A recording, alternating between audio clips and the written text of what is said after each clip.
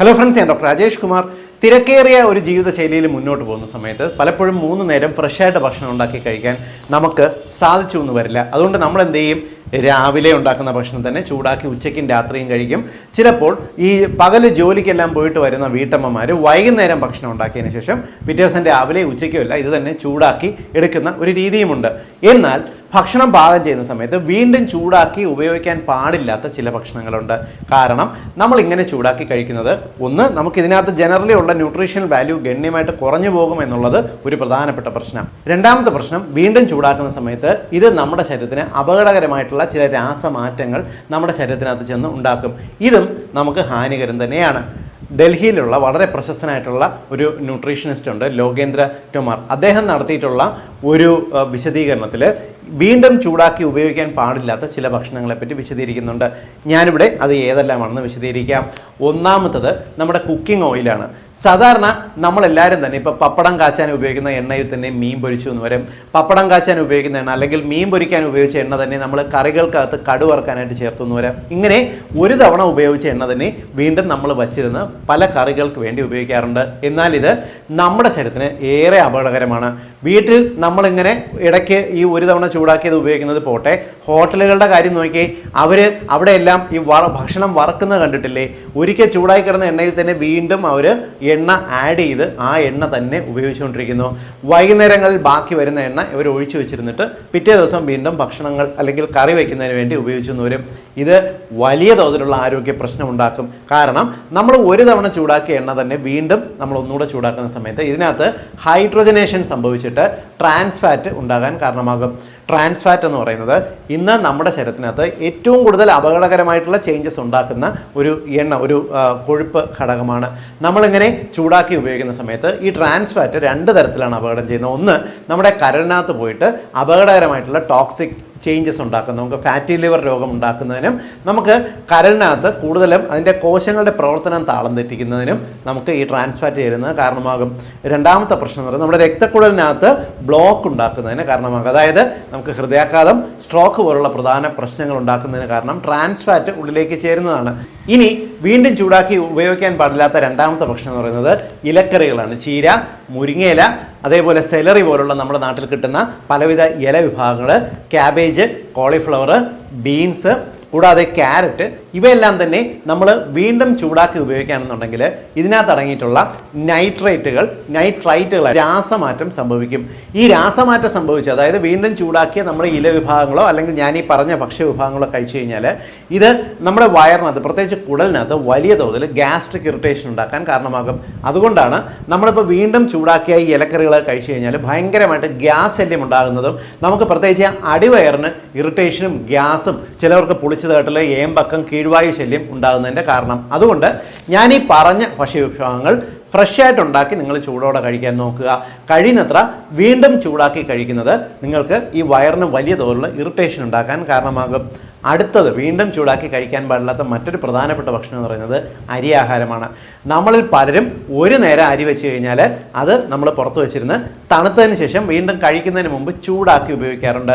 ഇങ്ങനെ രണ്ടാമതും മൂന്നാമതും എല്ലാം അരി, നമ്മൾ ചോറ് ചൂടാക്കി ഉപയോഗിക്കുന്നത് ഇതിനകത്ത് അടങ്ങിയിട്ടുള്ള ബാസിലസ് സീരിയസ് എന്ന് പറയുന്ന ഒരു ബാക്ടീരിയ ഫുഡ് പോയ്സണിങ് ഉണ്ടാക്കുന്നതിന് കാരണമാകും. സാധാരണ ഈ എല്ലാ അരിക്കകത്തും ഈ ബാക്ടീരിയ അടങ്ങിയിട്ടുണ്ട്. എന്നാൽ നമ്മൾ ഇവ തിളപ്പിക്കുന്ന സമയത്ത് ഇതിനകത്ത് അടങ്ങിയിട്ടുള്ള ഈ ബാക്ടീരിയകൾ നശിച്ചു പോകും. എന്നാൽ റെസിസ്റ്റൻ്റ് ആയിട്ടുള്ള ബാക്ടീരിയകൾ ഇവയ്ക്കകത്ത് സ്പോസ് ആയിട്ട് ഇരിക്കാൻ കാരണമാകും. എന്നാൽ നമ്മൾ ഒരിക്കൽ പാകം ചെയ്ത് വെച്ചിരിക്കുന്ന ചോറ് രണ്ടാമതെടുത്ത് ചൂടാക്കുന്ന സമയത്ത് ഇതിനകത്തുള്ള ഈ ബാക്ടീരിയൽ സ്പോസ് വീണ്ടും ആക്റ്റീവ് ആകാനും ഇവയുടെ ടോക്സിൻസ്, ഈ ബാക്ടീരിയൽ ടോക്സിൻസ് പലപ്പോഴും വയറിന് ഇറിറ്റേഷൻ, ദഹനക്കേട് പോലുള്ള പ്രശ്നങ്ങൾ ഉണ്ടാക്കാനും കാരണമാകും. പഴകിയ ചോറ് ചൂടാക്കി കഴിക്കരുത്, അത് വയറ് കംപ്ലൈൻറ്റ് ഉണ്ടാക്കുമെന്ന് പറയാറില്ലേ? അതിന് കാരണം ഇതിനകത്ത് അടങ്ങിയിട്ടുള്ള ഈ ബാക്ടീരിയൽ ടോക്സിൻസ് നമുക്ക് ദഹനക്കേട്, പുളിച്ചതായിട്ടുള്ള വയറിന് കംപ്ലൈൻറ്റ്, കുടലിനകത്ത് ഇറിറ്റേഷൻ, ചിലവർക്ക് വയറിളക്കം, ഛർദിൽ പോലുള്ള പ്രശ്നങ്ങൾ ഉണ്ടാക്കുന്നതുകൊണ്ടാണ്. ഇനി മൂന്നാമത്തെ ഘടകം എന്ന് പറയുന്നത് മുട്ടയാണ്. മുട്ടയ്ക്കകത്ത് ഒരേ സമയം തന്നെ സാച്ചുറേറ്റഡ് ഫാറ്റും അടങ്ങിയിട്ടുണ്ട്, പ്രോട്ടീനും അടങ്ങിയിട്ടുണ്ട്. ഇവ നമ്മൾ ഒരിക്കൽ ചൂടാക്കി വെച്ചിരിക്കുന്ന അല്ലെങ്കിൽ ഒരിക്കൽ പാകം ചെയ്ത മുട്ട വീണ്ടും പാകം ചെയ്യുന്ന സമയത്ത് ഇവയുടെ ടെക്സ്ചറിന് വ്യത്യാസം വരികയും രുചി വ്യത്യാസം ഉണ്ടാകുകയും പലപ്പോഴും ഇത് കഴിക്കുന്നതുകൊണ്ട് മനം പുരട്ടൽ പോലുള്ള ബുദ്ധിമുട്ടുകൾ, അതായത് ഓർക്കാനം, വയറിന് ഇറിറ്റേഷൻ പോലുള്ള ബുദ്ധിമുട്ടുകൾ ഉണ്ടാകാൻ സാധ്യതയുണ്ട്. അതുകൊണ്ട് മുട്ട കഴിക്കുന്ന സമയത്ത് നമ്മൾ ഫ്രഷ് ആയിട്ട് ഉണ്ടാക്കി അതുപോലെ കഴിക്കാനായിട്ട് നോക്കുക. ഇനി അടുത്ത ഭക്ഷണം ഉരുളക്കിഴങ്ങാണ്. പലപ്പോഴും ഉരുളക്കിഴങ്ങ് നമ്മൾ പാകം ചെയ്ത് വെച്ചിട്ട് നമ്മൾ വീണ്ടും ചൂടാക്കി കഴിക്കുന്നതിന് മുമ്പ് ചൂടാക്കി ഉപയോഗിക്കുന്ന ഒരു ശീലം പലർക്കുമുണ്ട്. ഇങ്ങനെ പലപ്പോഴും നമ്മൾ ഈ ഉരുളക്കിഴങ്ങ് എടുത്ത് വച്ചിരുന്ന് ചൂടാക്കി ഉപയോഗിക്കുന്നത് ഇതിനകത്ത് ബാക്ടീരിയൽ പോയ്സണിങ് വളരെ പെട്ടെന്ന്, കാരണം വളരെ ബാക്ടീരിയകൾക്ക് ഇഷ്ടമുള്ള തരം സ്റ്റാർച്ചാണ് ഉരുളക്കിഴങ്ങിനകത്തുള്ളത്. അതുകൊണ്ട് തന്നെ വളരെ പെട്ടെന്ന് ഇവ കേടുവരുന്നതിനും പെട്ടെന്ന് തന്നെ വയറിന് കംപ്ലയിൻസ്, ഏമ്പക്കം, പുളിച്ചു തകട്ടൽ പോലുള്ള ബുദ്ധിമുട്ട് വരാം. ചിലയിനം ഉരുളക്കിഴങ്ങ് ഇത്തരത്തിൽ വെച്ച് കഴിഞ്ഞാൽ Clostridium poisoning, Clostridium bacterial tendency അതിനകത്ത് വരാനും ഇത് പലർക്കും ഈ നെർവ് ഇറിറ്റേഷൻ പോലുള്ള രോഗങ്ങൾ ഉണ്ടാക്കാനും കാരണമാകും. അടുത്ത ഭക്ഷണം എന്ന് പറയുന്നത് കൂണാണ്. കൂണ് നമ്മൾ എപ്പോഴും ചെയ്യുന്നത് ഫ്രഷ് ആയിട്ട് ഉണ്ടാക്കി മാത്രമേ കഴിക്കാൻ പാടുള്ളൂ. കൂണ് പലപ്പോഴും പാകം ചെയ്ത് വെച്ചിരുന്നിട്ട് വീണ്ടും നമ്മൾ ഉപയോഗിക്കുന്നത് ഇതിനകത്ത് അടങ്ങിയിട്ടുള്ള, ഞാൻ നേരത്തെ ഇലക്കറികൾക്കകത്ത് പറഞ്ഞ പോലെ നൈട്രേറ്റ്സിൻ്റെ ഒരു വലിയൊരു കലവറ തന്നെയാണ് കൂണെന്ന് പറയുന്നത്. ഇവ നമ്മൾ ഒരിക്കൽ പാകം ചെയ്തിട്ട് വീണ്ടും ചൂടാക്കുന്ന സമയത്ത് നൈട്രേറ്റ്സ് കൂടുതലും നൈട്രൈറ്റ്സ് ആയിട്ട് കൺവേർട്ട് ആകാനും നമ്മൾ കൂണ് കഴിച്ചു കഴിഞ്ഞാൽ വയറുവേദന, വയറിളക്കം പോലുള്ള പ്രശ്നങ്ങൾ ഉണ്ടാകാനും കാരണമാകും. പലപ്പോഴും കൂണ് കഴിക്കാൻ നേരത്ത് മുത്തശ്ശിമാരും വീട്ടിലുള്ളവരും പറയാറില്ലേ, അയ്യോ കൂണ് കഴിക്കല്ലേ, വയറിന് കംപ്ലൈൻറ്റ് ഉണ്ടാവും, വയറിളക്കം ഉണ്ടാവും, ഗ്യാസ് ഉണ്ടാവും എന്നൊക്കെ പറയത്തില്ലേ. അതിന് കാരണം കൂണ് ഉപയോഗിക്കുന്നതിലും പാകം ചെയ്യുന്നതിലുമുള്ള ഈ കുഴപ്പമാണ്. കൂണ് നല്ലതാണ് നമ്മൾ ഫ്രഷായിട്ട് പാകം ചെയ്ത് നമ്മൾ ഉപയോഗിച്ച് കഴിഞ്ഞാൽ. പലപ്പോഴും നമുക്ക് തിരക്കേറിയ ഒരു ജീവിതശൈലിയിൽ നമ്മളിപ്പോൾ ജോലിക്കെല്ലാം പോകുന്ന സമയത്ത് ഓരോ നേരവും ഭക്ഷണം ചൂടാക്കി അല്ലെങ്കിൽ ഉണ്ടാക്കി കഴിക്കുക എന്ന് പറയുന്നത് പോസിബിൾ ആയിട്ടുള്ള കാര്യമല്ല. നിങ്ങൾക്ക് ഫ്രിഡ്ജിനെ ഒരു ഹെൽത്തി വേയിൽ ഉപയോഗിച്ച് കഴിഞ്ഞിരുന്നാൽ നമുക്ക് വയറിന് വലിയ പ്രോബ്ലം ഇല്ലാതെ മുന്നോട്ട് ഈ ഒരിക്കൽ പാകം ചെയ്ത ഭക്ഷണം തന്നെ ഉപയോഗിക്കാനായിട്ട് സാധിക്കും. നിങ്ങൾക്ക് ഉണ്ടാക്കുന്ന സാധനം പുറമേ വച്ചിരുന്ന് കുറച്ച് സമയം കഴിഞ്ഞ് പഴകുന്നതിന് മുമ്പ് തന്നെ ഫ്രിഡ്ജിലേക്ക് വെക്കാനായിട്ട് നോക്കുക. വളരെ നമ്മളിപ്പോൾ ഉണ്ടാക്കുന്ന സമയത്തുള്ള വലിയ ചൂടില്ലേ, ആ ചൂടൊന്ന് മാറിക്കഴിഞ്ഞാൽ ഇതൊരു കണ്ടെയ്നറിലാക്കി ഫ്രിഡ്ജിൽ വയ്ക്കുക.